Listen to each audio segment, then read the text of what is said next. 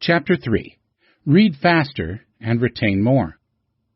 The previous chapter was about how to cement your understanding of new information. We went through various techniques that are scientifically designed to impart better comprehension and also help you understand what you don't know. The next step in our learning quest is about reading. Reading. You've done it since you were a child. What do you have to learn about it? It turns out you probably have never learned how to read quickly and efficiently. Whatever you've been doing has been adequate to get by, but learning to read better and retain more information is a skill in itself. It's not just the passive absorption of information that you've grown accustomed to. Chances are, whatever you learn, you will eventually have to read about it. The more you read, the better, which means the faster and more efficiently you read, the faster and more efficient your learning will be. How do we reach that point? You can often make yourself an expert on an intellectual subject just by reading enough in that area. But despite the incredible importance of reading, most people are wildly inefficient at it. Like a child that never goes beyond a crawl, most people have enough reading skills to move around, but they are far from running. The average adult reads at a speed of 300 words per minute. You can take various reading and comprehension tests online to test your current abilities if you'd like to discover your word per minute rate. According to a speed reading test conducted by Staples, here's how many words per minute people read on average. 3rd grade students, 150 words per minute. 8th grade students, 250 words per minute. Average adult, 300 words per minute.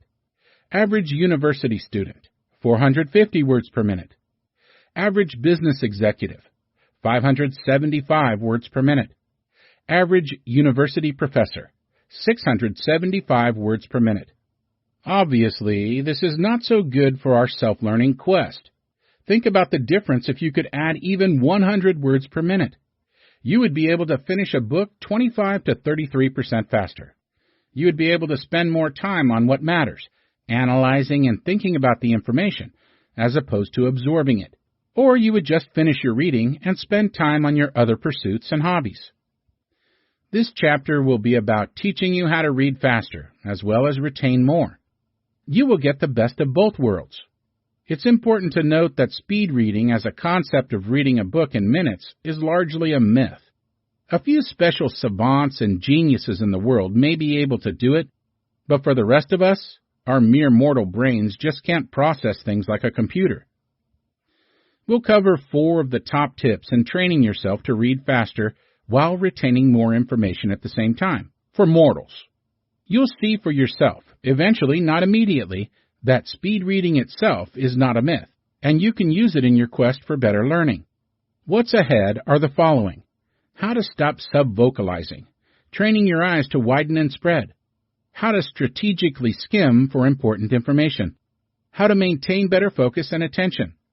We'll start with sub-vocalizations. Stop sub-vocalizations. What are sub-vocalizations?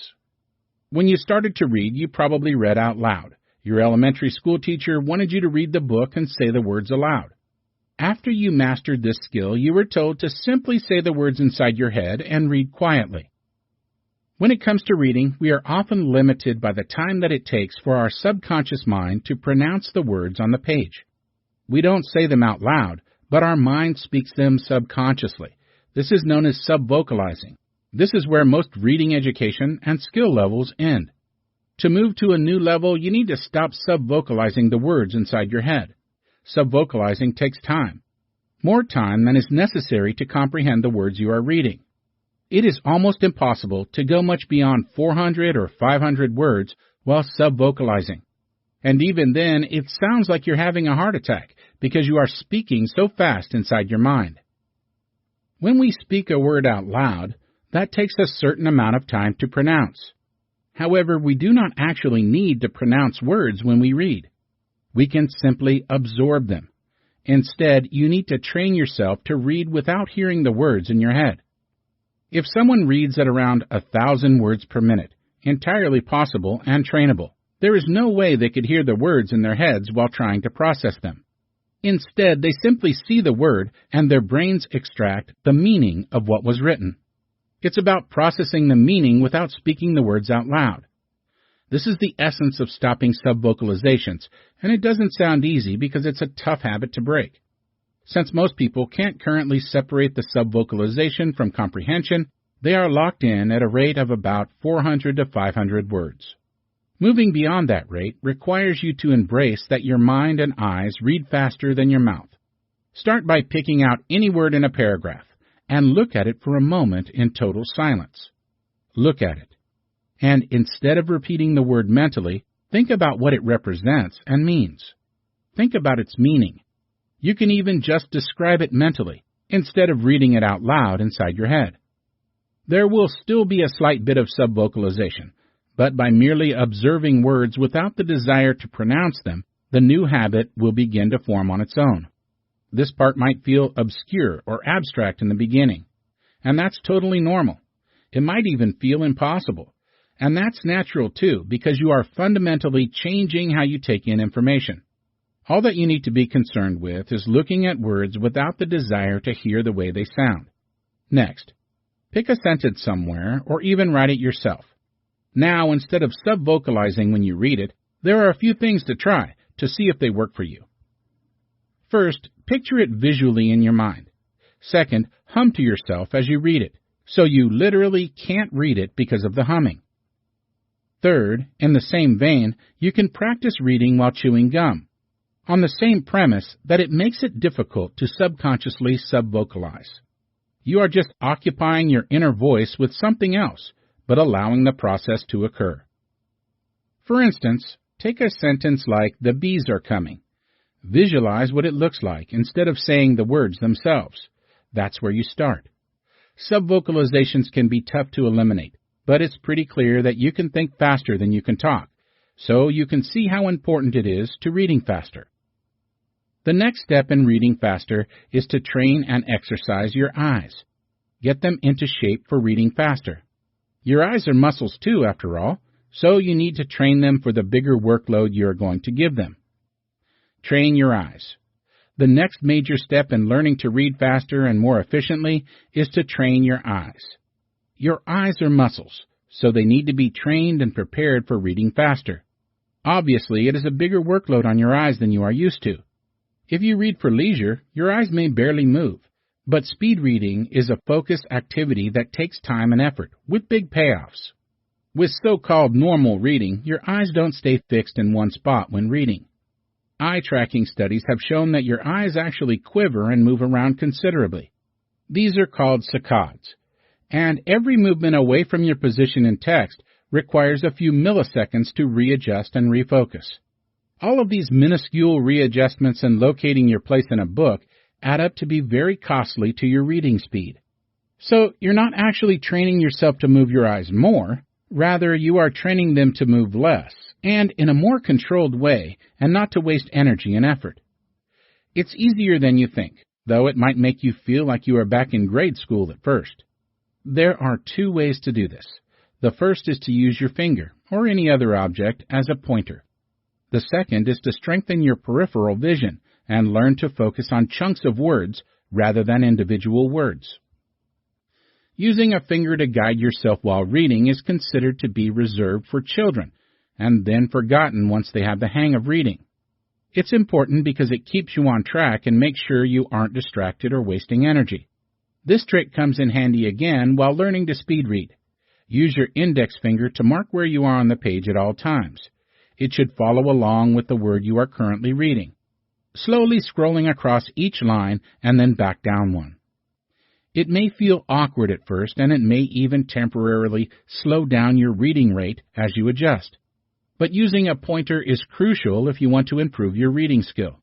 By moving your finger faster than you can actually read, your eyes get used to viewing text faster than your brain can process what is written down. This will break your subvocalization attachment and can easily let you increase your reading rate with sufficient practice.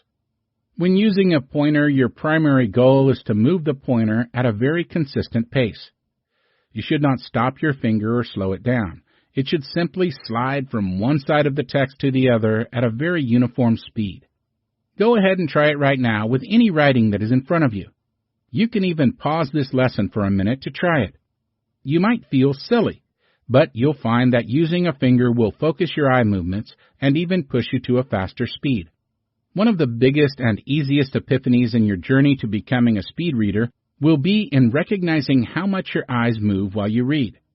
For the average person, their eyes cannot keep moving in a single fluid line without needing to backtrack. If you begin to pay attention to your eyes, I can guarantee that you will start to notice just how often you move back, then forward, then back again. In the long run, this adds entire hours to your reading experience, and it might even prevent you from finishing in the first place. The second part of exercising your eyes, besides using a pointer and calming your excess eye movements, is to deal with eye fixation. An eye fixation is a location on the page where your eye comes to a stop. Readers who make fewer eye fixations read faster because they take in more words with each fixation. The wider your vision span, the more words you can process in an eye fixation and the faster you can read.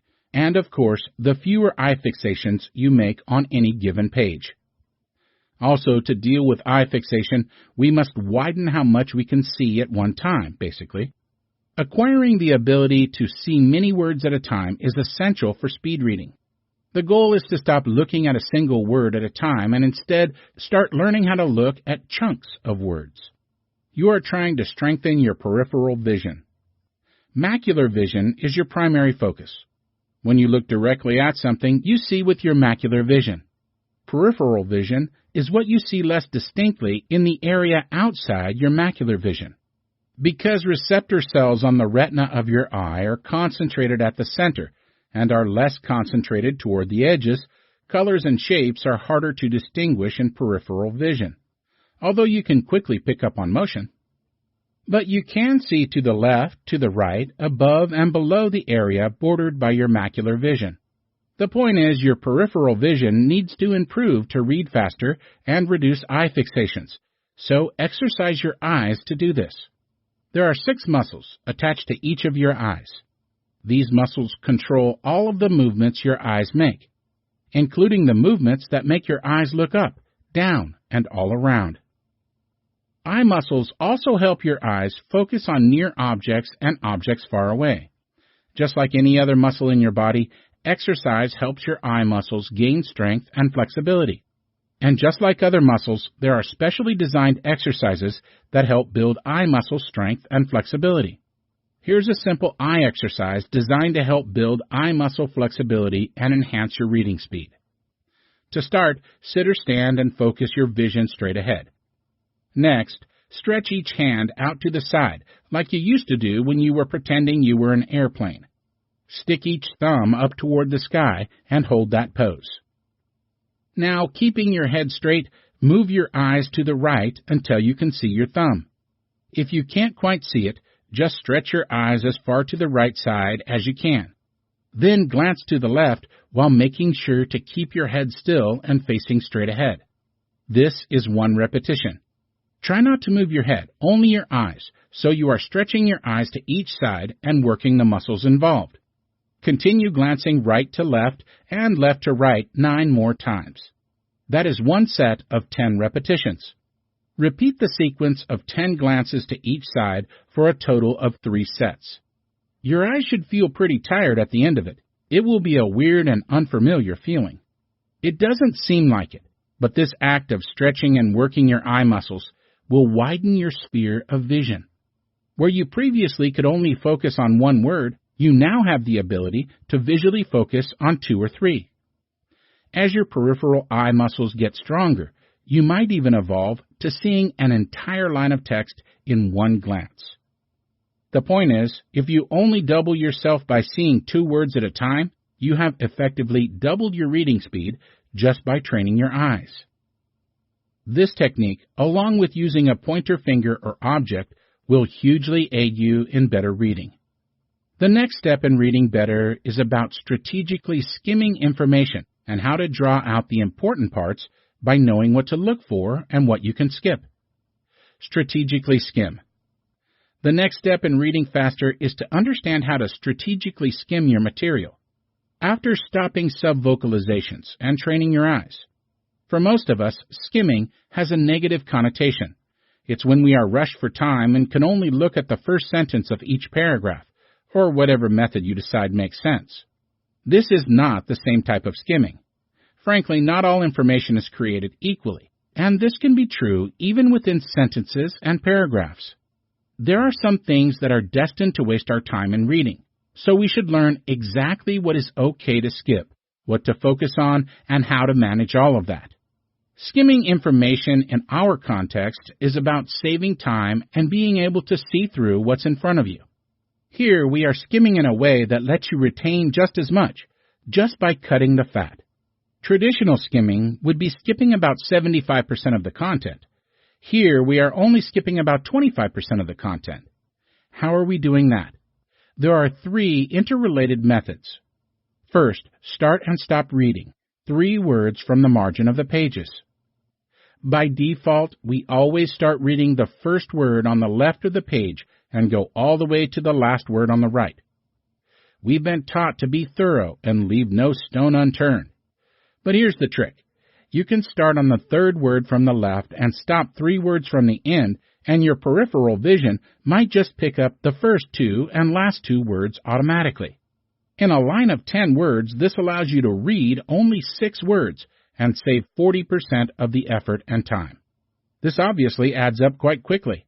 As with all these techniques, stop the course and try it for a second. Does it feel odd? Does it feel like you are skipping important information?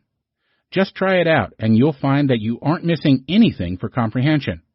Your brain will fill it in, and you'll be able to figure it out through the context of the sentence. Second, skip meaningless words. To be clear, skipping small words isn't quite the same thing as skimming what you're reading. When you skim, you're not retaining the words or ideas that you're consuming. You may have a general sense of the work, but the fine details will likely be lost. Learning how to read faster is all about eliminating the small, unnecessary words that fill up a page. Not every word is created equal. There are plenty of small, obscure little words that don't help you, and trying to force yourself to read them can only hurt. These words certainly have their place, of course, and we need them to construct sentences and ideas. But when we're trying to read quickly, we can often skip these words with no ill effects. If, is, to, the, and was. The best part of skipping the small words is that they do not contribute anything useful. So skipping them effectively means that you are getting more out of your reading experience in less time.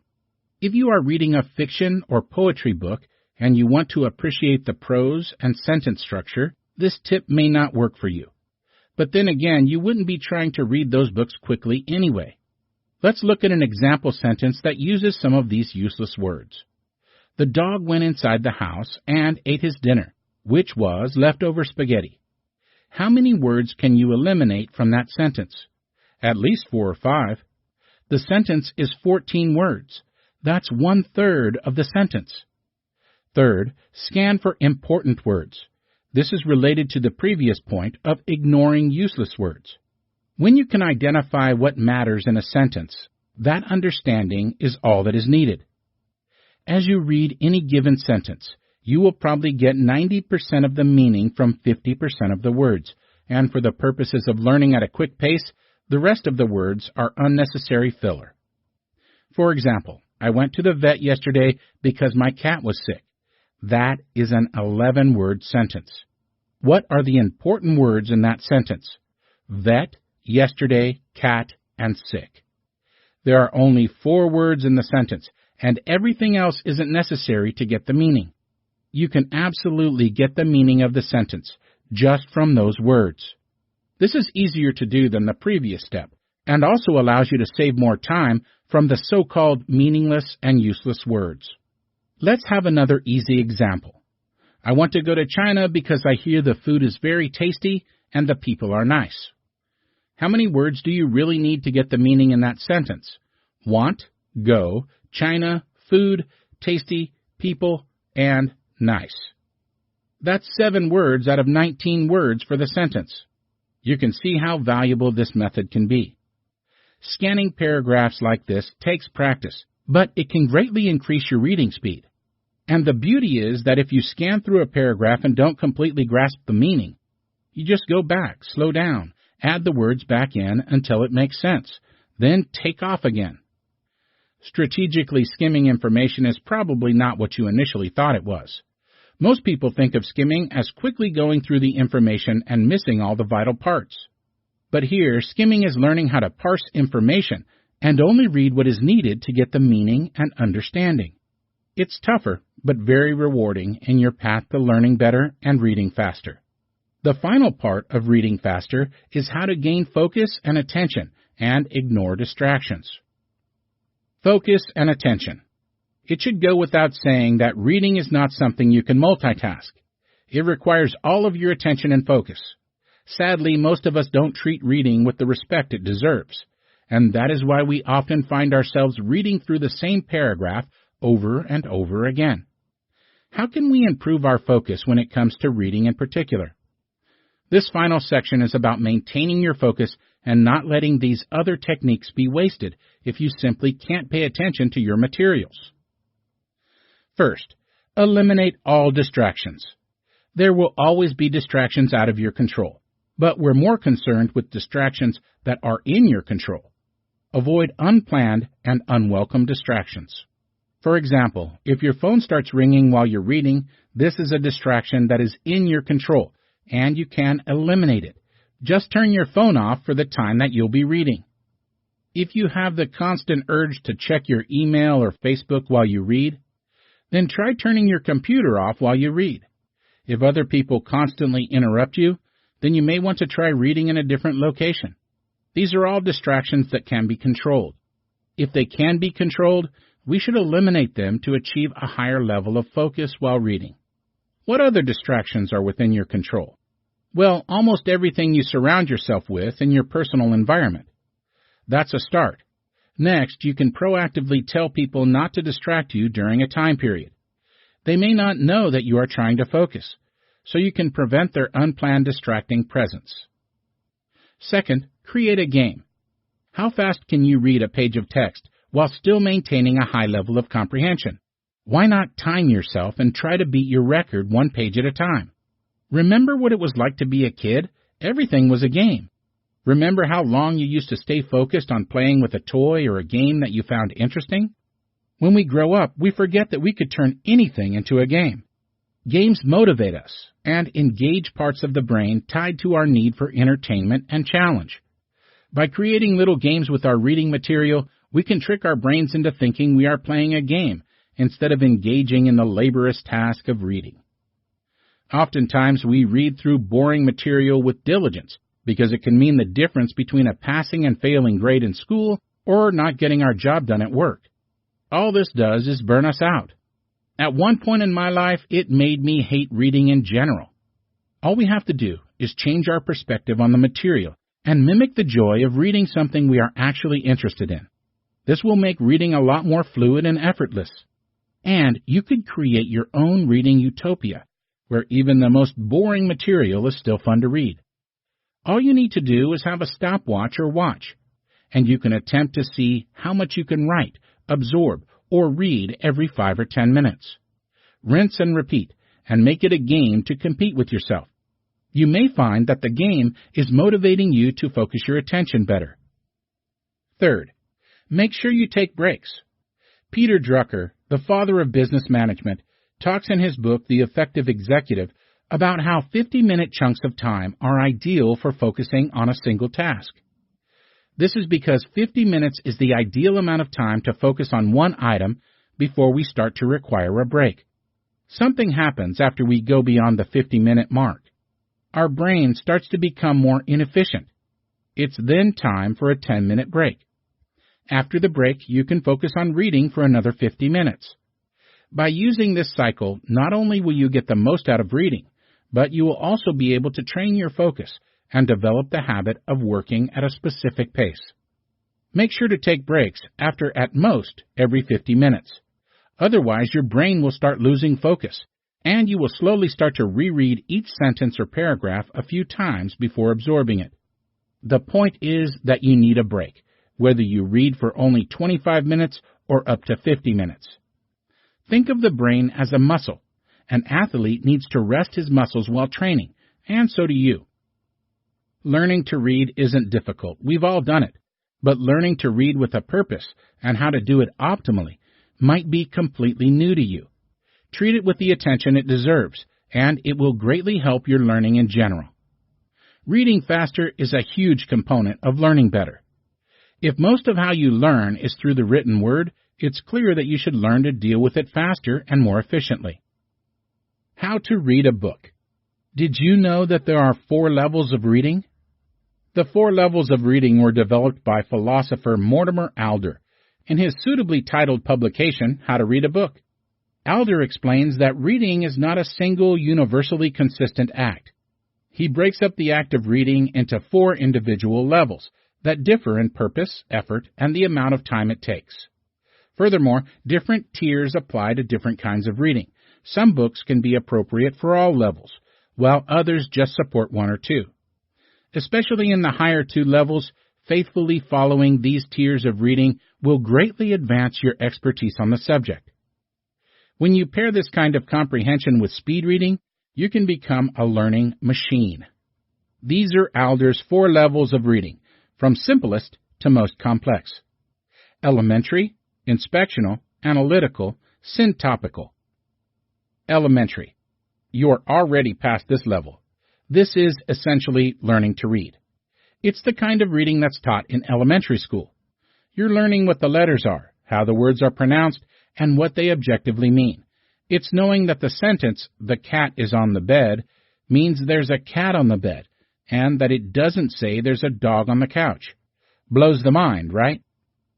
The elementary stage also applies to an adult who's learning a new language and has to be trained to understand new alphabets, vocabulary, and pronunciation.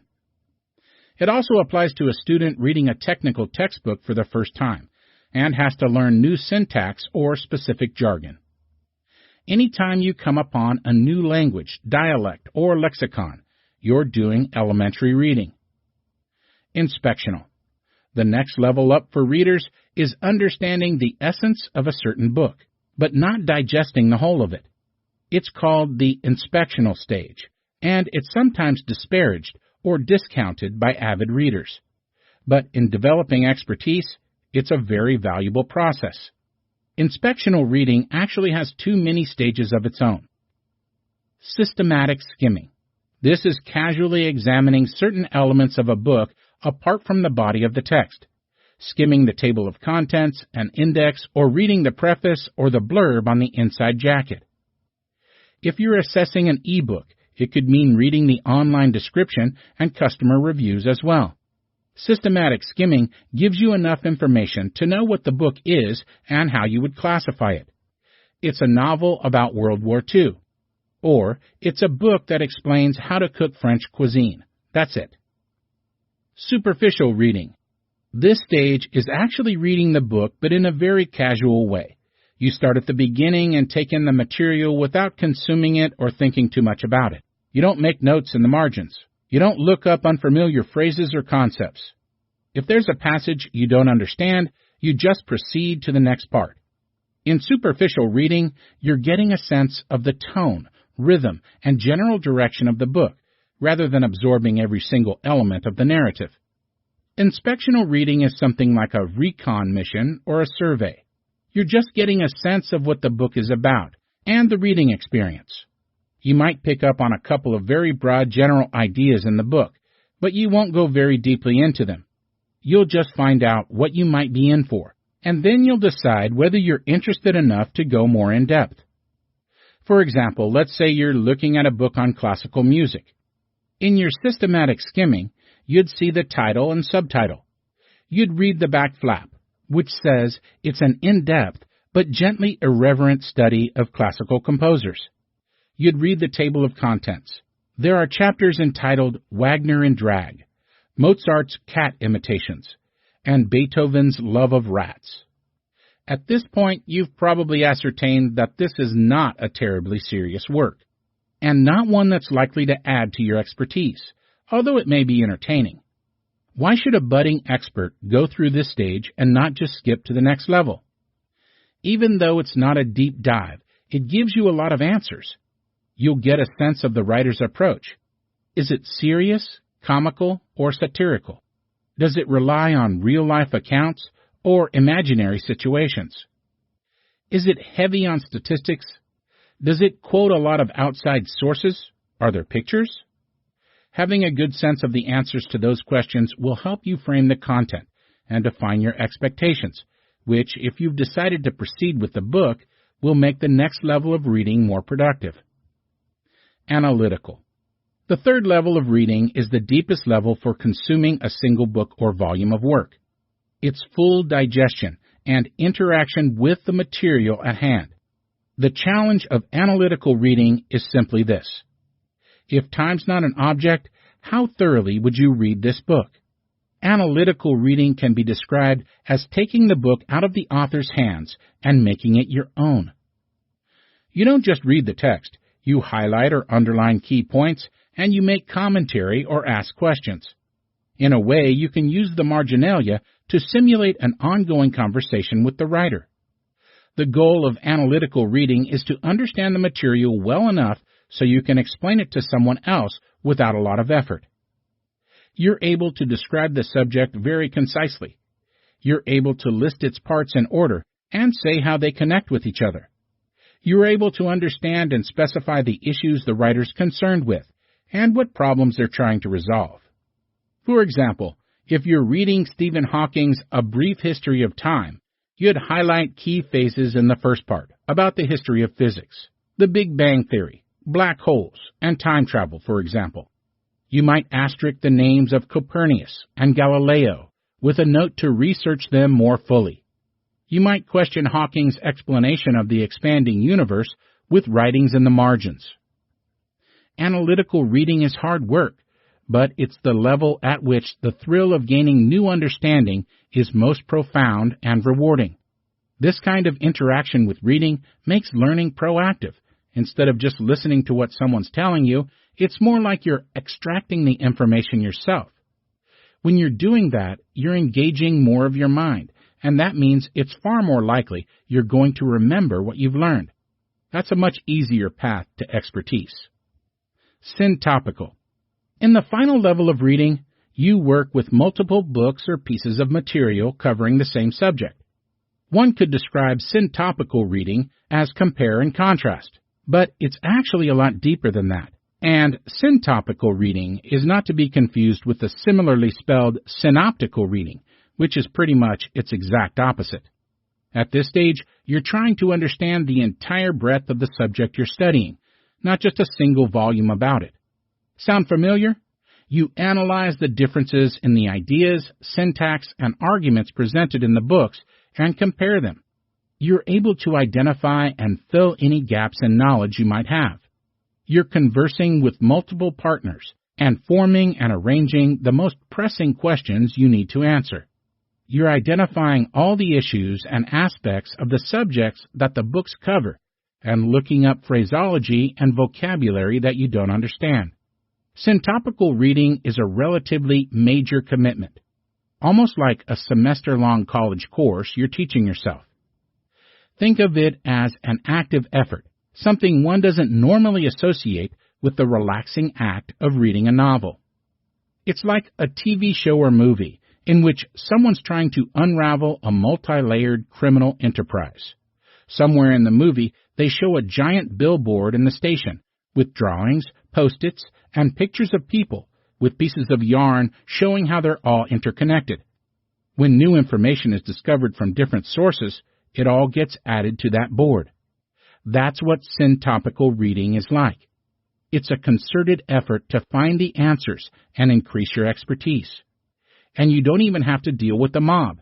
You can concentrate on more lawful subjects like Occam's razor, absurdist theater, or the stock market. These 4 levels serve as connected steps that gradually make a subject approachable, more relevant, and finally fully familiar to you. In the elementary stage, well, you're learning to read. You kind of need that for everything. In the inspectional phase, you're getting an overview of the framework and structure and gauging your interest. You're priming yourself in case you decide to commit to the analytical phase by estimating what's in store for you at a deeper level. In the analytical phase, you're committing to an extensive effort to understand as much of the subject as you can from as many viewpoints as possible. You're absorbing and questioning the book and creating further curiosity about the topic it addresses, driving yourself to learn more. In the syntopical phase, you've graduated, in a sense, from a single or limited perspective of the subject to a holistic study of all its elements. This point is where you're layering the levels of your expertise at multiple points, something you can't even comprehend in typically casual or recreational reading. Some of the processes in this chapter might seem daunting or impossible at first glance. But remember this, at some point in every expert's life, they knew nothing about what they've become experts about. Whether they learned in educational institutions or on their own, they went through a period when they had to gather information in a vacuum and take a deep dive into unfamiliar waters. You are absolutely capable of doing exactly what these experts had to do. In fact, you may have it a little easier than they did, and can find your path to expertise simpler to follow than you thought. Takeaways. This chapter is geared toward imparting how to read faster and also retain more information at the same time. It sounds like a tall task, but it's unlikely you've learned much about reading since when you were learning the alphabet. That is to say, not much. There are a few important aspects to reading faster. You must stop subvocalizations. This is when you mentally read words out loud. You can think and process faster than you can read out loud. This means instead of sounding out and pronouncing words, you must imagine their meaning in their place. It's a tough habit to break. Second, you must train your eyes. After all, each eye has 6 muscles that control its movements. You must train your eyes in 2 ways, to move less and to look wider with peripheral vision. Third, you must learn how to strategically skim by avoiding useless words, focusing on important words, and ignoring words at the edge of the pages. Finally, you must learn how your focus and attention works in regard to reading. Give it the respect it deserves and take scheduled breaks. Make games to read faster and eliminate distractions. How do you read a book? A final section details the 4 levels of reading as articulated by author Mortimer Adler. The levels are elementary, inspectional, analytical, and syntopical. Most of us only get through the first 2 levels and don't engage with the material and have a conversation with it. That's where deep, true comprehension comes from.